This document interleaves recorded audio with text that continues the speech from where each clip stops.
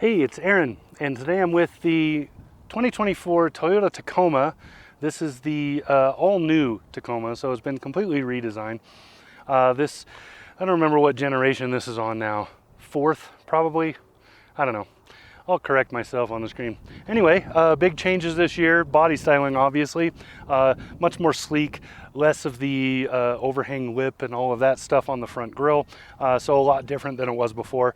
The V6 engine is gone. It is now turbocharged 4 cylinders or a hybrid setup. Those are the only options for this truck. Honestly, I don't mind this turbo in here. This little 4-cylinder is a pretty good engine, and it still tries to make tough guy sounds. They ran baffling underneath. If you climb underneath, I'm not gonna, but I have.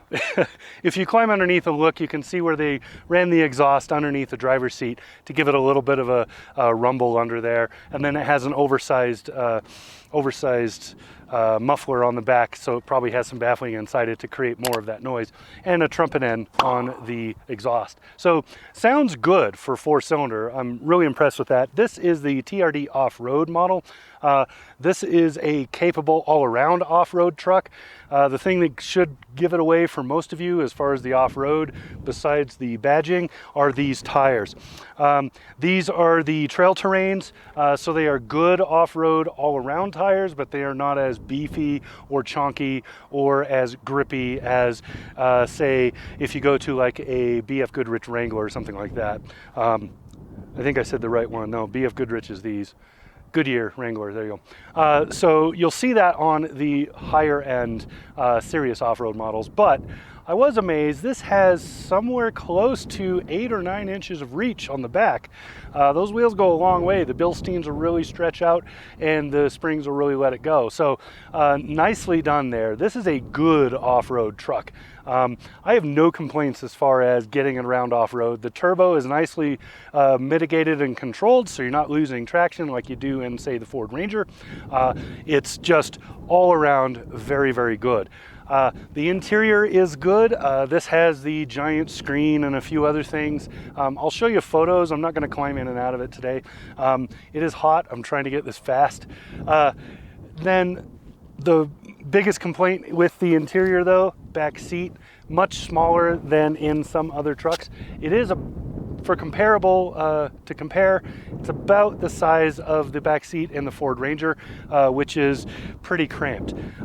So Chevy and Jeep both have better back seats as far as these smaller mid-sized trucks go. Honestly, though, I have very few complaints about this truck. Fuel economy is good. Drive quality is pretty good on the highway. I drove it for a lot of highway miles, almost 200. Really had no issues. It's comfortable and nice. They have fixed the seating. So one of my number one complaints with the Tacomas of the past has been the seat. Has always felt like a car seat. It's always a little too low and a little too tilted, and you have too much foot. There's the dead pedal in this still could use some improvement. I would, if it was me owning it, I would still bolt on something to make it a little taller, so you have a better foot plant when you're off-roading. But it is better than it was before, and the pedals are situated a little flatter and a little more forward, so you're not reaching for them like you were in the previous generations. So there have been improvements. Toyota's been listening to what people have talked about. There have been plenty of improvements. I really like just the overall look and design. In fact, let me move the camera and let's talk about the design, because it is important to this new truck. So you can see it's a lot different than it was before. The front, like I said, there's no front lip anymore. It's now flat. They've overdone these. This is mostly on this model. Other models have smaller ones. My only complaint with these is they are sort of stain attractants. You can maybe see some splotchy on the back where mud has kind of stained it a little bit. That stuff is a pain to clean off. But for the most part, I mean, if you buy one of these, you're probably going to swap these out for something cooler anyway. But I really like the overall design. So the hood is in line with new Toyota SUVs like the Land Cruiser and upcoming 4Runner. So it's more in line with that. Flatter, couple of couple of things on the end here and a divot down the one side of those to make a channel. And then you can see how the overall roof line is roughly the same as it was before. I forgot to wear a hat, so my hair is kind of blowing all over the place. But with this little crease right here, which is for ostensibly for airflow, I think it's mostly for looks. But you can see the body paneling is still simple the way it was before. All the beefiness is in the fenders.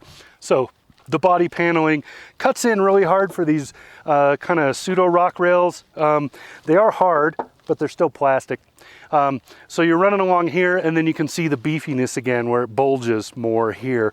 And it's really cool that they integrated this filler cover with that, so that it's kind of a cool thing. And then, of course, the wheels are okay. These are nice looking TRD wheels, but what most everybody knows about is the gimmick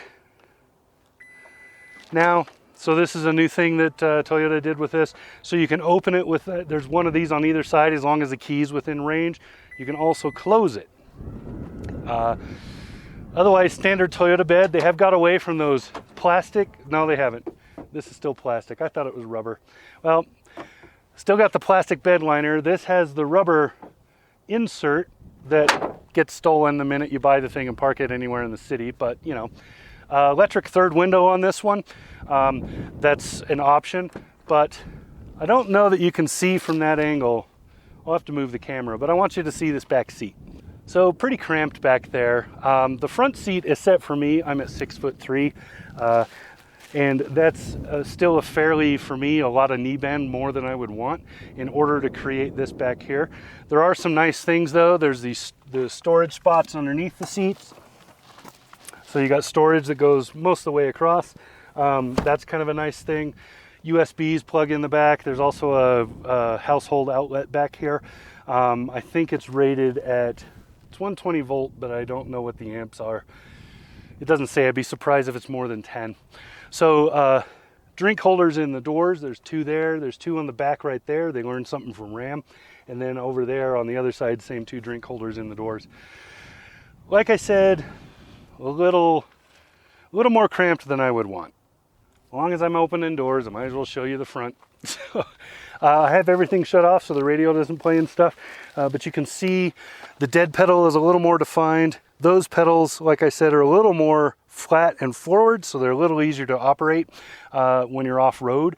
And then there's a OMG bar in the middle there by the shifter, and a couple other things. The passenger side has a grab handle, but the driver's side does not. Toyota's still convinced that people will grab the steering wheel and feel comfortable with that.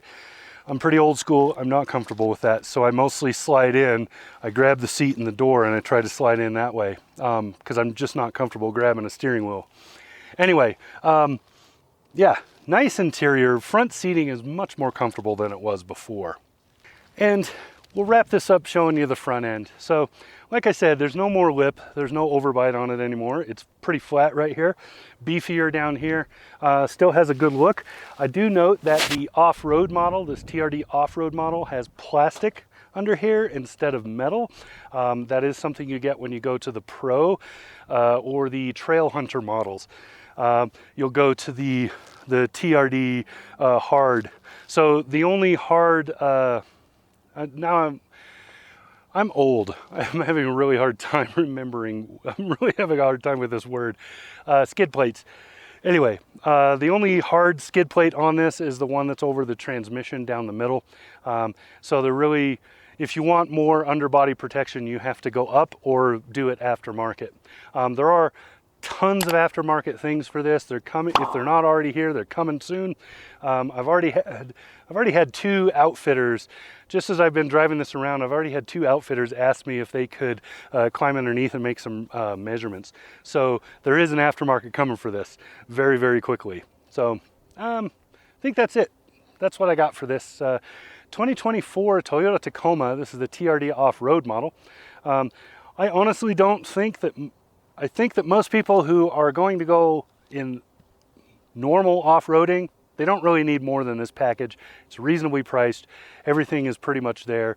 All you got to do is spend a little bit extra and get those underbody skid plates. But if you really want to go seriously off-road, the TRD Pro and the Trail Hunter models are super competitive now. The stuff they put on those is great. I'm hoping to see one soon. So there you go. That's what I got. 2024 Toyota Tacoma. This has been Aaron. Talk to you again soon.